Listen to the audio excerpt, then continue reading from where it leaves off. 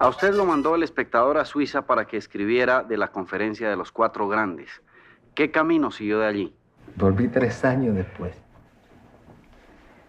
Porque de Ginebra me pareció que esto de llegar a Ginebra y quedarse en Ginebra y volver acá a casarse, pues era como un poco exagerado.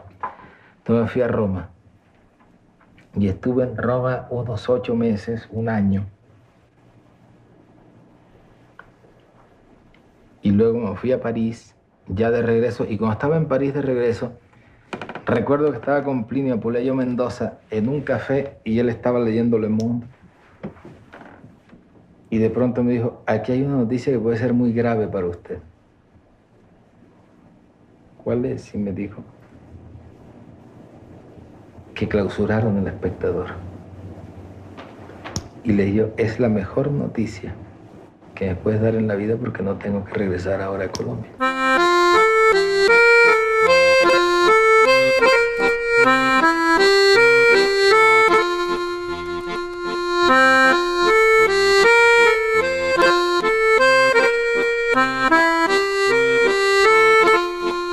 Lo conocí un 21 de marzo y él estaba trabajando en El Espectador y acababa de venir de Ginebra y yo daba un recital de poesía y que invité al señor Novaes a que viniera a escucharme. Y él lo había conocido a Gabriel en Ginebra. Entonces le dijo, vente que tengo un compromiso de una amiga que da un recital de poesía. Y él dijo, ¿un recital de poesía a una señora? Eso debe ser una cosa súper aburrida, yo os espero en el café. Y allí nos esperó, y allí lo encontré. Entonces, delgadito, así como esto. Y bueno, pues estuvimos hablando allí con el portugués en cuestión, que era un corresponsal de O Globo de Brasil. Y bueno, en un momento dado, pues el señor debió de pensar que éramos los jóvenes de la misma edad y que él, pues eso nos dejó allí. Y entonces nos salimos a pasear por Saint-Germain-des-Prés, nos fuimos a pasear por Icena. Y es muy curioso porque al principio me pareció un poco así seguro. Pues seguro no, me pareció un poquito pretencioso, me pareció. Pero luego no. Y ¿qué te iba a decir? Que lo que me entusiasmaba es cuando hablaba, la forma de hablar. Era una manera muy especial, muy especial. No era para nada, ya digo, para nada mi tipo, pero eso sí, una gracia al hablar, no sé cómo decir, un ángel. Eso es lo que me enamoró. Y bueno, pues efectivamente, pues ahí empezamos a salir. Bueno, un día me vine a buscar y empezamos a pasear. A mí me fascinaba mucho la forma en la que hablaba, porque es que yo no había oído nunca hablar así. Es que cuando yo le decía, pues mira qué claro de luna tan bello, o qué eso, y él decía, se lo regalo. Y a mí nunca me habían regalado, nadie me había regalado claros de luna ni crepúsculos, ¿no?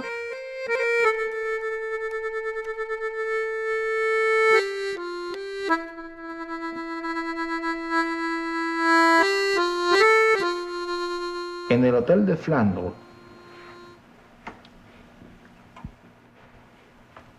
yo tenía el pasaje de regreso a Colombia. Entonces me fui a la compañía de aviación y me lo hice reembolsar. Me dieron el dinero en efectivo, lo metí en la mesa de noche y por fin realicé el primer sueño de mi vida, que era poderme sentar a escribir sin que nadie me jodiera. Y me senté a escribir El coronel no tiene quien le escriba, porque esta es una especie de historia que se muerde la cola. Yo conocía la historia de mi abuelo,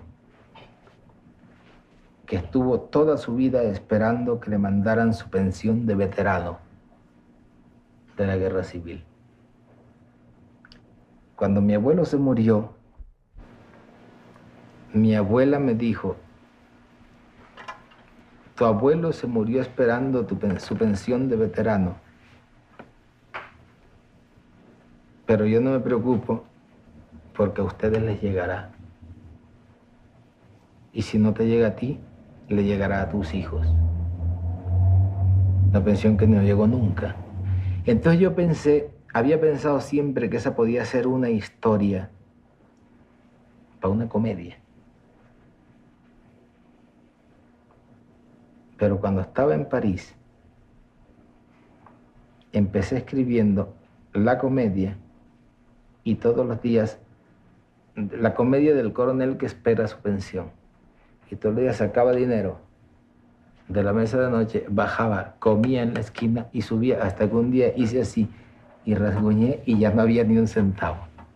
Entonces lo que había empezado como una comedia, lo volteé al revés y empecé a escribirlo realmente como era. Porque empecé a mandar SOS a los amigos. Este era un 7º piso sin ascensor. Y yo bajaba, veía que no había carta, entonces subía y agregaba una página más.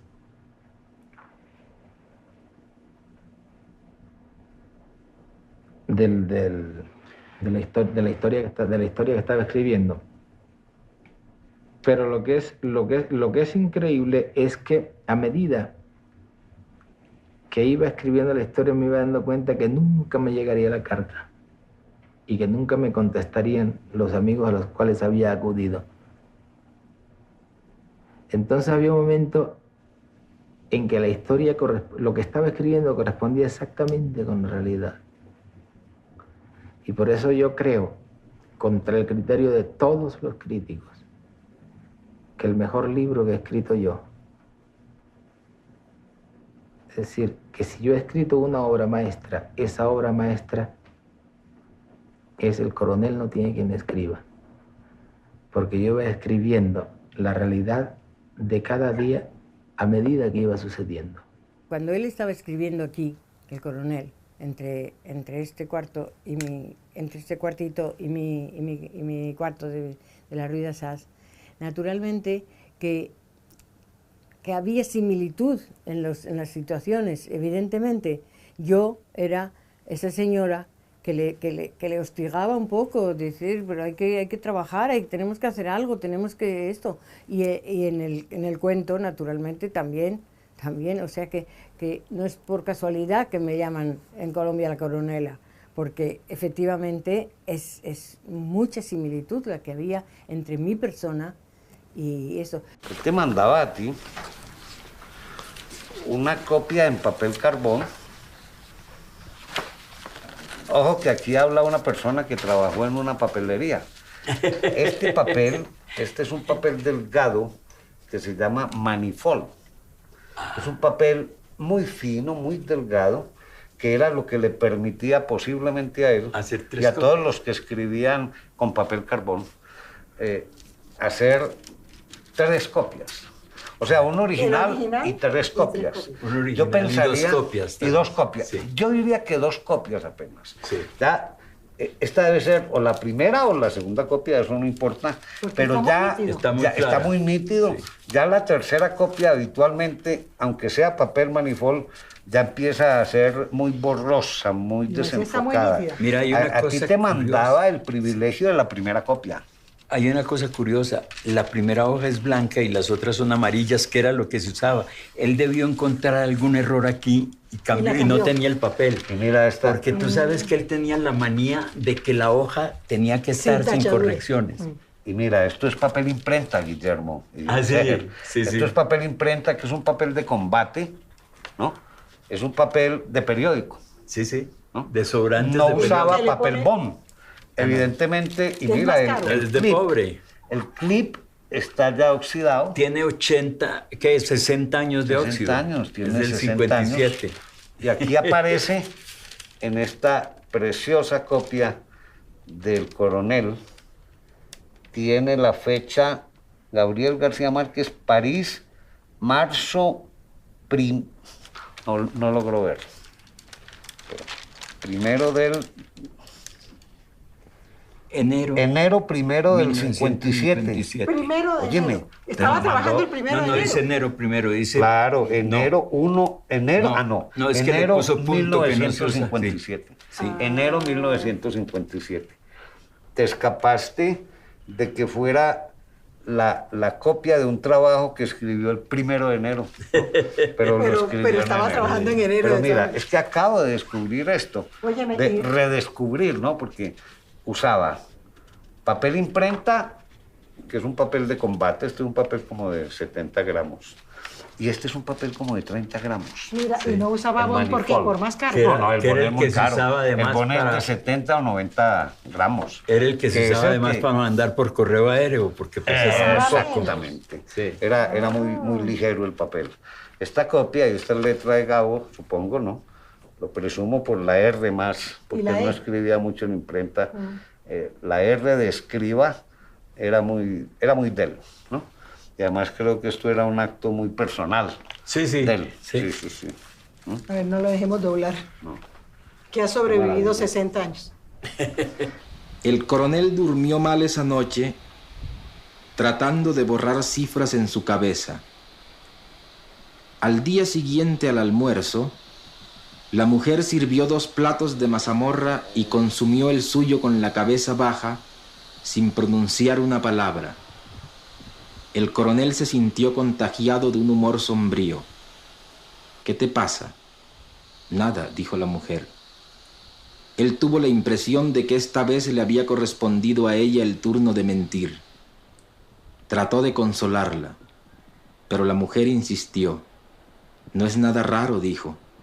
Estoy pensando que el muerto va a tener 2 meses y todavía no he dado el pésame.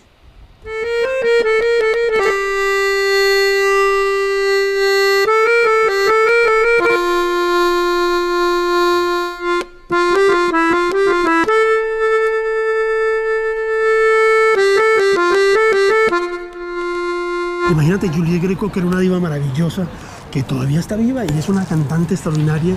Boris Vian, todo ese mundo existencialista de la época. Y mira, aquí está el Old estamos en Navy, el Old Navy. donde García Márquez varias veces vino a esperar a que llegara el admirado Julio Cortázar y llegó, según cuenta, como una aparición. Mira, entremos. Tenemos que acordarnos que García Márquez vivió acá en el 55 y en el 56, en torno a esta zona de Saint-Germain-des-Prés, que fue el centro del existencialismo francés y del jazz que comenzaba a irrumpir en la cultura francesa, y sobre todo el momento en que reinaba esa gran cantante que era Juliette Greco, y también otro gran cantante que era Boris Vian, que eran todos esos reformadores de la cultura francesa de los años 50, que recuperaban el país que había vivido la Guerra Mundial y que apenas se recuperaba de esa tragedia. En los años 55 y 56 estamos en la Cuarta República, es decir, no ha retornado el general Charles de Gaulle al poder. El general Charles de Gaulle retorna en el 58 y funda la Quinta República. Entonces es una Cuarta República que es mucho más democrática, no es presidencialista, y las figuras dominantes en esos años eran Guy Mollet, Pierre Mendès France, que eran políticos mucho más modestos, ¿no? Pues que la figura paternal de Charles de Gaulle. Pero entonces el Old Navy estaba en pleno centro de ese Saint-Germain, que fue la arteria de la cultura francesa en esos años y que ya no lo es hoy. Hay otra figura muy importante en los 50 que se nos olvida, que es la presencia de Camus, de Albert Camus, que es una figura también muy importante en ese momento. Políticamente importante. Y políticamente importante porque estamos hablando de que Francia estaba en guerra con Argelia y que García Márquez había sido perseguido en Y ese era entonces. como argelino. Era como un argelino, de modo que esa presencia de Argelia es muy importante en esos años 50, y Albert Camus obtiene el premio Nobel precisamente por ser una persona nacida fundamentalmente en Argelia y haber escrito sobre esos temas. Lo que fue para mí importante en París es la perspectiva que me dio París de la América Latina. Porque yo de aquí era solo colombiano, no era más que costeño, no era más que caribe, que esencialmente es lo que yo soy. un caribe. Allá no dejé de ser caribe, pero un caribe que se dio cuenta cuál era su cultura. Y en qué cultura general estaba insertada ese caribismo mío. Por una cosa sencilla, yo llegaba a un café y encontraba a los argentinos, los centroamericanos, los mexicanos, los caribes de distintos países. Y curiosamente, era un tiempo de dictadores. A ver, estaba Rojas Pinilla en Colombia, estaba Pérez Jiménez en Venezuela, estaba Odría en el Perú, estaba Trujillo en Santo Domingo, estaba Perón en la Argentina. Prácticamente en todos los países. Estaba Batista en Cuba.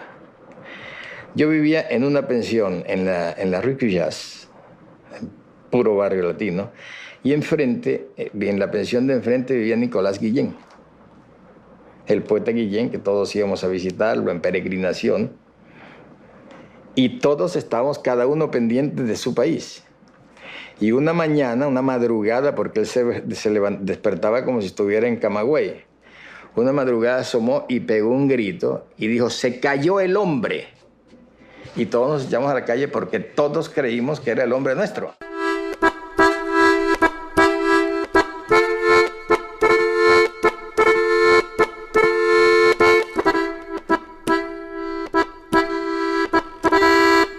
Hacía tiempo tenía la idea de que debía escribir una novela en la cual sucediera todo. Y sabía que en ese suceder todo tenía que estar toda esa memoria de las catacas, las fantasías, las supersticiones, las angustias. Originalmente iba a ocurrir todo dentro de la casa. Y por eso pensé que se iba a llamar La Casa. Porque todo debía ocurrir dentro de la casa, pero rápidamente me di cuenta que eso no era posible. Pero sí no sale de Macondo. Porque sí es cierto que el coronel Buendía se va a hacer sus guerras en Centroamérica, el relato no sale de Macondo. Llegan las noticias, pero el punto de vista está siempre en Macondo. Y esa era más o menos la novela que yo quería escribir cuando quería que fuera una novela donde todo sucediera. Yo recuerdo que yo estaba en México escribiendo el episodio de Remedios la Bella. Yo durante casi 2 años salí muy pocas veces a la calle cuando estaba escribiendo 100 años de soledad. Pero cuando estaba en esa parte, durante 3 meses no salía al jardín de la casa. Toda la vida la hacía dentro de la casa. Y entonces ese día ya me consideraba fracasado, tratando de que Remedios la Bella subiera al cielo, de que fuera creíble. Entonces salí al jardín como a respirar y estaba corriendo un gran viento y había una chica que lavaba en la casa que estaba tratando de prender las sábanas en el alambre y no lograba, y la encontré envuelta en sábanas, enredada con aquellas sábanas mojadas que estaba tratando de tender a secar. Y regresé y esa fue la solución. La puse tratando de doblar una sábana y la sábana se la llevó. Inclusive los críticos dicen que traté de hacer la metáfora de que fue una vela que fue navegando con el viento. Nada de eso. Lo que pasa es que las sábanas hicieron todo mucho más fácil.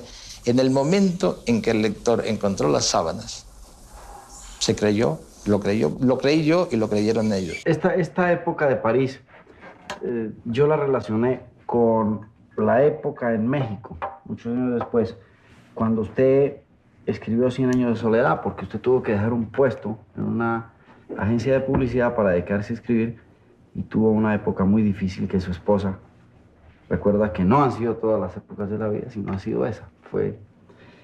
Y me impresionó una anécdota. Cuando usted terminó de escribir 100 años de soledad, se fue al correo a enviar el paquete a la Argentina. Y no sé si tuvo para los portes o no. ¿Usted recuerda ese momento? Sí. ¿Cómo fue? Pero no es tan grave como se cuenta. Lo que pasa es que 100 años de soledad pesaba más de lo que uno se imaginaba. Fíjate, 100 años de soledad lo escribí yo en México en 1965, 66, 67, desde el 65 hasta el 67. Fue una época estupenda, es decir, era una época que no era fácil, porque no teníamos dinero. Pero en cambio era una época muy buena porque yo estaba escribiendo como un tren, que es lo mejor que le puede suceder a un escritor. Entonces, cuando yo vi que 100 años de soledad venía y que no la paraba nadie, le dije a Mercedes, tú te haces cargo de este asunto.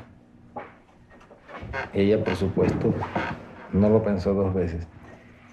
Es curioso que mis hijos, ahora yo les pregunto de esta época y ellos me recuerdan como un hombre que estaba encerrado en un cuarto y que no salía nunca, y yo tenía la impresión de que era el ser más humano y más sociable del mundo. Y ahora me di cuenta que durante 18 meses no salí del cuarto. Pero yo recuerdo que salí una vez. Salí una vez cuando Mercedes me dijo que no había nada que hacer, que ya había llegado al fondo. Entonces yo tenía un carro y lo llevé al Monte de Piedad y lo empeñé y le traje a Mercedes la plata y le dije, mira, aquí tienes como para 10 años. Y duró 3 meses. Y seguí escribiendo. Recuerdo que en mitad de camino, el dueño de la casa llamó a Mercedes y le dijo, señora, usted debe 3 meses de casa. Y Mercedes tapó el teléfono y me dijo, ¿cuánto tiempo te falta para terminar el libro? Y yo le dije, como 6 meses. Y entonces ella le dijo, mire señor, no solo le debemos 3 meses, sino que le vamos a deber 6 más. Y entonces el tipo le dijo, y dentro de 7 me pagan todo. Y dijo, así todo. Y él le dijo, si usted me da su palabra, yo no tengo ningún inconveniente en esperarlo. Y Mercedes tapó y me dijo, papá, palabra, y mi palabra. Le dijo, mi palabra de honor. Y tú sabes que a los 7 meses fuimos y le pagamos todo. No por 100 años de soledad, porque yo terminé yendo un mes, traía tal perrenque en la mano que me puse a trabajar después en publicidad y pudimos pagar todo eso. Y el día que lo terminé, nos fuimos al correo, Mercedes y yo. Eran 700 páginas. Entonces lo pesaron y dijeron que costaba 83 pesos de México a la Argentina. Y Mercedes me dijo, no tenemos sino 45. Entonces, mira, es muy fácil. Partí el libro por la mitad y le dije, péseme este libro hasta 45 pesos. Empezaron hasta 45 pesos, quitaban hojas como quien corta carne. Cuando llegó a 45 pesos, agarré esas hojas, las envolví y las mandé y nos quedamos con el resto. Entonces nos fuimos a la casa y Mercedes sacó lo último que faltaba por empeñar, que era el calentador que yo usaba para escribir, porque yo puedo escribir en cualquier circunstancia menos con frío. El secador que usaba para la cabeza y la batidora que había usado para hacer toda la vida, para hacerle los jugos de fruta a los niños y que ya los niños estaban creciendo y ya no necesitaban. Se fue con eso al Monte de Piedad y le dieron unos 50 pesos. Y el hecho es que volvimos con el resto de la novela al correo. La pesaron y dijeron, cuesta 48 pesos. Mercedes pagó sus 50 pesos. Le dieron 2 vueltos. Y yo me di cuenta que cuando salimos del correo estaba verde de encabronamiento. y me dijo, ahora lo único que falta es que esta novela sea mala. Recuerdo que la primera vez que lo elogiaron muchísimo fue apenas había salido la primera edición de 100 años de soledad. Recuerdo en casa de Luis y Lía Cardosa y Aragón, pues dijeron, ha salido un libro que es una maravilla, y estaban muy felices. Todo el mundo comentaba mucho el descubrimiento del hielo, 100 años después. En algún momento, la China Mendoza, cuando aparece, María Luisa Mendoza, cuando aparece 100 años de soledad, dijo una palabra que lo dibuja. Esta es la Biblia de América Latina, refiriéndose a 100 años de soledad. De alguna manera, a pesar de ese profundo sabor colombiano de la novela, es profundamente latinoamericano y va hacia nuestras identidades. Toda mi formación es a base de la cultura popular. Hombre, yo conozco otras culturas y he estudiado, pero lo que a mí realmente me ha sustentado, me conmueve y me motiva es la cultura popular. Y de eso sí que no lo he estudiado, pero sí me he compenetrado mucho con ello, porque no es cuestión de sentarse a estudiarlo académicamente, sino vivirlo. Y yo estoy siempre en eso. Y no ha habido la fama, los viajes, todo, no he logrado aislarme de eso. Yo estoy siempre dándome cuenta cómo van las cosas por ahí, qué están cantando los cantantes. No solo de dónde son los cantantes, sino qué cantan los cantantes. Remedios la Bella fue la única que permaneció inmune a la peste del banano. Se estancó en una adolescencia magnífica, cada vez más impermeable a los formalismos, más indiferente a la malicia y a la suspicacia, feliz en un mundo propio de realidades simples. No entendía por qué las mujeres se complicaban la vida con corpiños y pollerines, de modo que se cosió un balandrán de cañamazo que sencillamente se metía por la cabeza y resolvía sin más trámites el problema de vestir, sin quitarle la impresión de estar desnuda, que según ella entendía las cosas era la única forma decente de estar en casa. La molestaron tanto para que se lavara el cabello pluvial que ya le daba a las pantorrillas, y para que se hiciera moños con peinetas y trenzas con lazos colorados, que simplemente se rapó la cabeza y les hizo pelucas a los santos. Lo asombroso de su instinto simplificador era que mientras más se desembarazaba de la moda buscando la comodidad, y mientras más pasaba por encima de los convencionalismos en obediencia a la espontaneidad, más perturbadora resultaba su belleza increíble y más provocador su comportamiento con los hombres. ¿A ti dónde te agarró el éxito de 100 años de soledad? El preéxito me agarró en Tuluá. Yo estaba en la casa de Rita Restrepo y me llegó un paquete, me lo mandaron desde Bogotá, en donde estaban los originales de 100 años. Las instrucciones era, no me acuerdo el orden, se lo pasas a Puleyo y se lo pasas a Germán Vargas. No sé si era al revés, no sé en dónde quedó eso, que hoy vale un montón de plata. Entonces ahí fue cuando yo lo leí, así es que ese éxito me debió tocar en Bogotá. Y tú la leíste y te fuiste para atrás. Sí, claro, y compré la primera edición y se la presté a Alfonso López Michelsen, que nunca me la devolvió.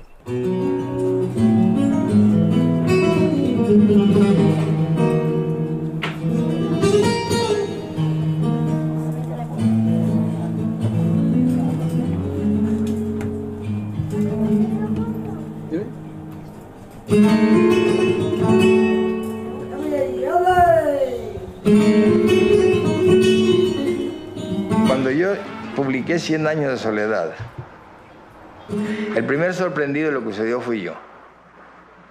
Yo no pensé jamás que iba a tener ese éxito y que iba a ser ese escándalo.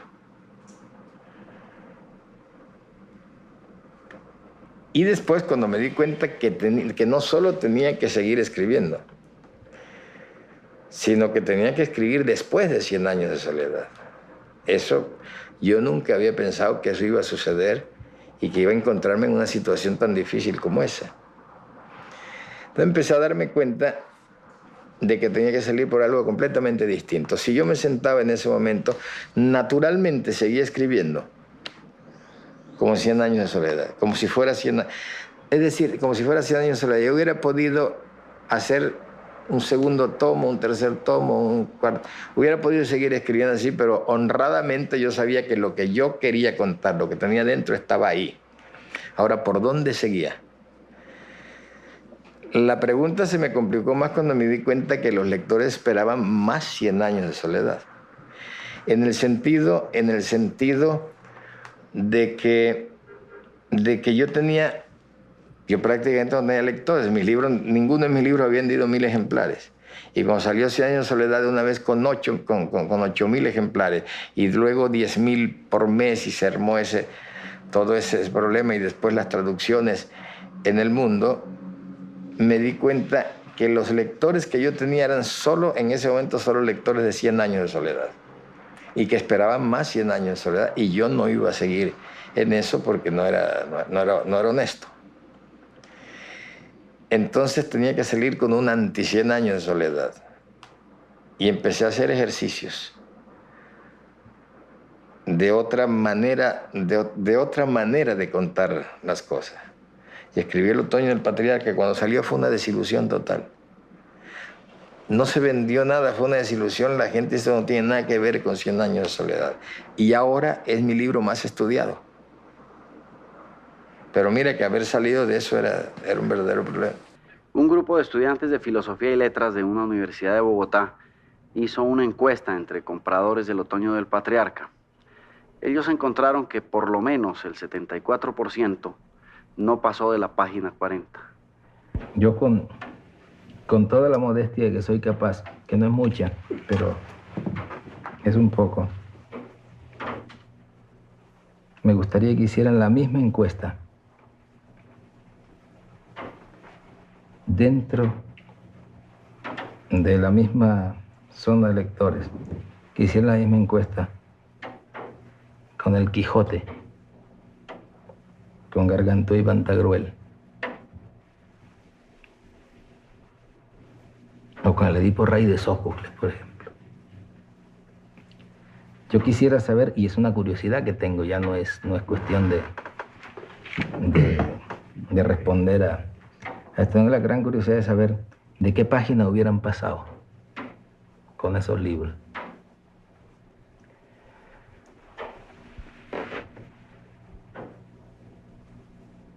Estamos en Colombia, en un país donde el índice de analfabetismo, según las estadísticas, es de un 40%.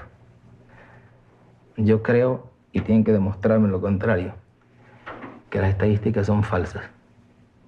Yo creo que el índice de analfabetismo en Colombia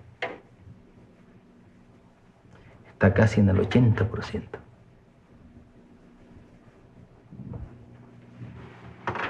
Entonces me parece perfectamente natural que una novela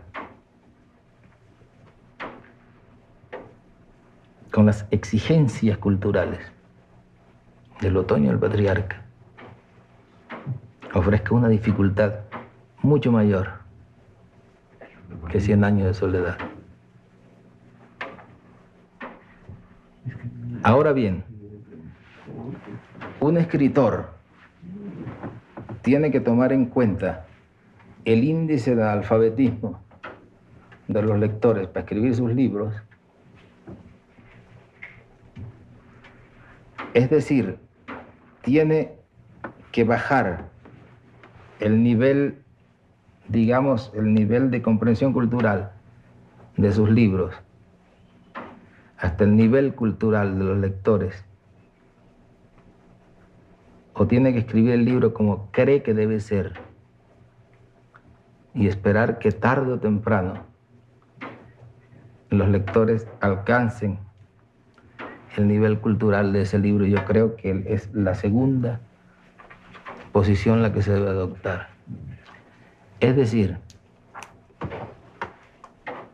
la obra literaria debe estar al nivel cultural que el escritor considere en que debe estar. Y ese mismo escritor, y todos los escritores, y toda la gente que sienta su país y que considere que la humanidad debe seguir hacia adelante, debe trabajar en el sentido de que los lectores, mediante una culturización intensa, y probablemente no será posible sino mediante una revolución, alcance el nivel cultural al punto de comprender esa obra. ¿Usted cree que se demore mucho esto? Mira, lo de la revolución no sé si se demore, pero tarde o temprano será. Ahora, lo de que el público o de que el otoño del patriarca llegue a ser un libro comprensible para el público, yo creo que es una cosa que llegará también tarde o temprano. Hasta este punto, como trabajo literario, a mí el otoño del patriarca me interesa muchísimo más que 100 años de soledad y muchísimo más que cualquier otro de mis libros. Y yo estoy absolutamente seguro de que si en el futuro muy lejano se habla de mí, se hablará por el otoño del patriarca. Todas esas dificultades que se encuentran ahora desaparecerán fácilmente y el libro se leerá con una absoluta naturalidad. Yo recuerdo, por ejemplo, lo difícil que era leer el Ulises de Joyce hace unos 20 años. Y ahora es un libro que se lee sin dificultades de ninguna clase. O recuerdo lo que sucedía con los dibujos y los cuadros de Picasso, que nadie comprendía por qué las mujeres tenían los ojos torcidos y en fin, toda esta estética que parecía incomprensible. Y sin embargo ahora tú le das tarros de colores o lápiz y papel a un niñito y te dibuja como Picasso, no tan bien o como Picasso, pero quiero decir dentro de esa misma estética que les parece totalmente natural. Ok, entonces vamos al videotape de color otra vez, ¿no? Sí, ya eso es. Guillermo, háblanos de... Tú debiste haber sido testigo como del rigor de García Márquez para asumir investigaciones, fuentes históricas, en fin, a propósito de la obra que estuviera escribiendo. Mira, yo no soy testigo porque me escondía todo. Una vez llegué yo a Barcelona y Gabo dijo, Gavita, guarda mis papeles que llegó Anguleta, ¿no? Entonces, yo sé que él, por ejemplo, en cada novela tenía una biografía escrita de cada uno de los personajes. O sea, él sabía cómo era tal personaje, cómo podía reaccionar, cosa que poca gente, supongo, hace. Y me acuerdo, para el otoño del patriarca, él estuvo investigando absolutamente todos los dictadores de América. El que más le gustó, desde luego, porque es como el más simpático, fue Juan Vicente Gómez, pero él los estudió a todos. Y me contaba una cosa muy interesante de Leonidas Trujillo. Pues él tenía tantos datos que no podía usar sino una mínima parte, los que le funcionaban dramáticamente o los que tenía espacio para hacerlo. De Trujillo contaba que una vez iba en su Cadillac con un guardaespaldas y vio pasar una persona de una cierta edad, dijo, Rodríguez todavía está vivo. No dijeron nada más, sino que en la noche le dijeron, mi general, Rodríguez ya no está vivo. Dijo, hombre, mi compañero de colegio, ¿cómo es que me hacen eso? Yo estaba asombrado de que él, que es más viejo que yo, todavía estuviera vivo. En el otoño del patriarca aparece un embajador detrás del dictador y este le va entregando todo hasta que finalmente se queda con el mar. Entonces yo creo que una persona que lea bien lo encuentra en este momento a usted, que es el dictador. ¿Por qué le entregó el mar? No, déjame ir un poco atrás. Es que lo que pasa es que el otoño del patriarca es ya parte de mis memorias cifradas. Sí, por eso le decía que es alto, ¿no? A mí me llamó muchísimo la atención Fíjate que hace mucho tiempo que yo no leía artículos críticos sobre mis libros. Cuando apareció 100 años de soledad y hubo una especie de avalancha de crítica, en el primer momento con una gran ansiedad perfectamente justificada y natural y comprensible, yo me precipitaba sobre estas críticas. Mira, a ver si decían si les gustaba o si no les gustaba. Y luego me fui dando cuenta de que los críticos no les preocupaba mucho si el libro les gustaba o si no les gustaba, sino que ya en ese momento estaban tratando de decirme cuál era el libro que yo debía escribir después. Es decir, los críticos son una especie de profesionales parasitarios que por determinación propia y sin que nadie los haya nombrado, se han constituido en intermediarios entre el escritor y el lector. Es decir, el escritor se toma el trabajo de tratar de comunicar sus experiencias, de mandarle su obra al lector, y se encuentra con que en el camino hay unos señores que no dejan que llegue directamente esa obra al lector, sino que dicen: un momento, ustedes no están en condiciones de entender lo que este señor les quiere decir. Nosotros se lo vamos a explicar. Y entonces entran en un problema de desexplicación total.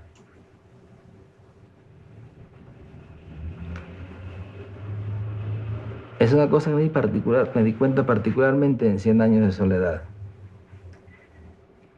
Cuando me di cuenta de eso, empecé a no leer más críticas.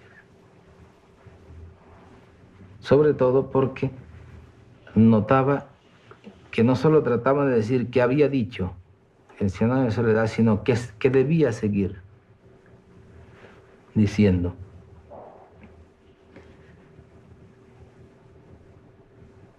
Se me olvidó el libro. ¿Cuál era la pregunta?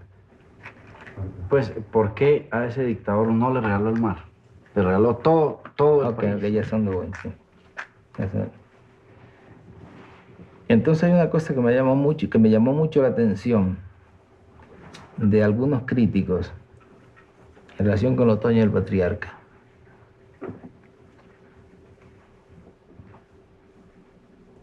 Es que algún crítico decía que 100 años de soledad era una novela muy buena, porque el autor cuenta en ella sus experiencias, porque el autor recurre a recuerdos, a evocaciones de un mundo que conoce muy bien, en el cual ha vivido, en el cual ha estado sumergido toda su vida, y que en cambio en el otoño del patriarca está perdido, el libro no gusta, el libro se queda en mitad de camino, es un libro frustrado, porque trata de un dictador y de un ambiente de dictadura del Caribe que el autor nunca ha vivido y nunca ha conocido, sino que tiene de él referencias de segunda mano. A mí esto me parece un punto ejemplar de los burros que son los críticos. Porque 100 años de soledad es un libro escrito con las experiencias de mis padres, de la gente que conocí de niño, leyendas populares, cosas que me han contado, noticias que he tenido a través de los periódicos, investigaciones que hice de ciertos episodios. Es decir, es hecho con experiencias contadas por otras personas. En cambio, El otoño del patriarca, a los 45 años, es un libro escrito totalmente con experiencias personales cifradas. Probablemente son mis memorias,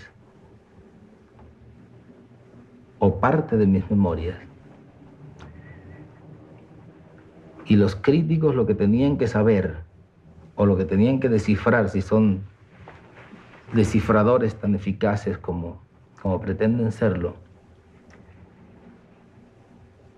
es que probablemente todo ese episodio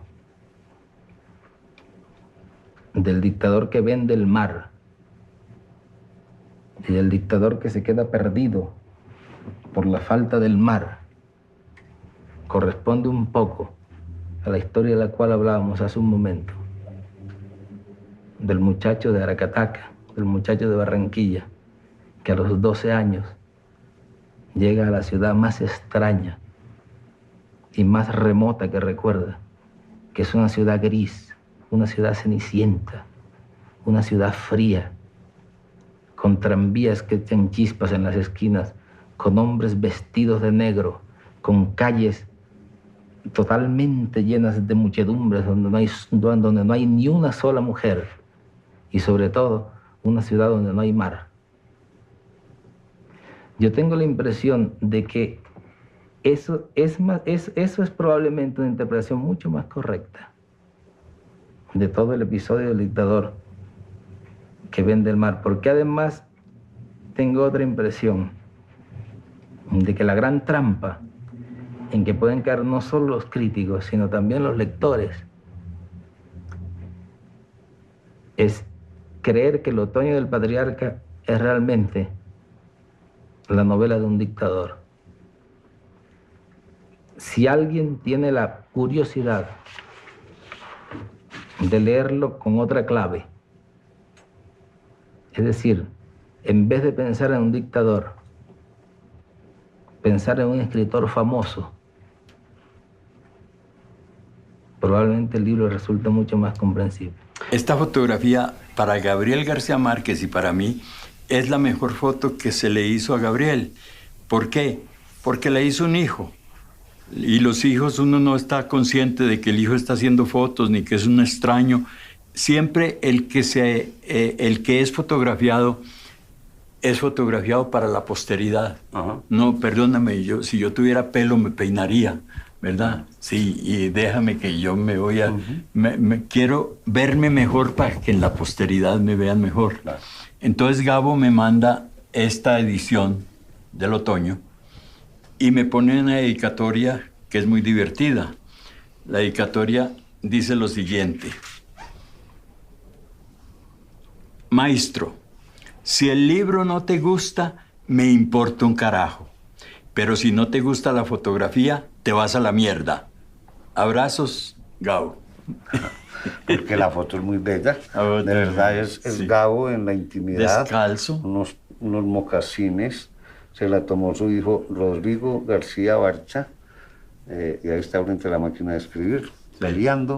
Peleando con la página en blanco. Está Gabito ahí, ¿no? Una vez llegué yo a Barcelona y encontré a Gabo tirado en el suelo, al borde del llanto, porque no encontraba el final del otoño del patriarca. Lo fácil que es leerlo ahora, ¿no? Gabo, no solo fácil, sino que yo creo que la gente no lo ha leído, ha oído hablar porque dicen una cosa absurda y lo repite mucha gente y aún escritores, que esa novela no se puede leer porque no tiene ni puntos ni comas. Tiene todos los puntos y comas y punto y coma. Lo que no tiene es separación de párrafos. Es un solo párrafo. No tiene puntos aparte. No, claro.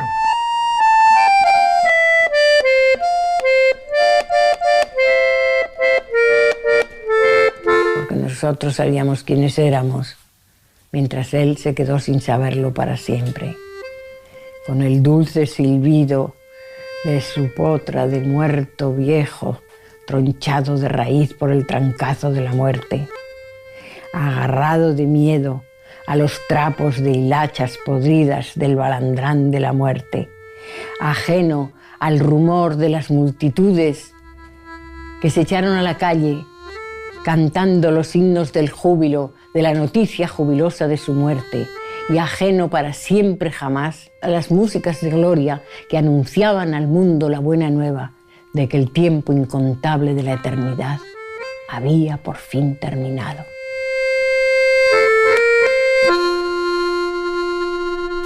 Yo no sé si me van a odiar o si me van a querer. No sé si me odian o si me quieren. Yo alguna vez he dicho, y lo sigo pensando, que yo escribo para que me quieran más. Yo creo que esa es una de las razones fundamentales por las cuales un escritor escribe. Ahora, el problema después de 30 años de estar escribiendo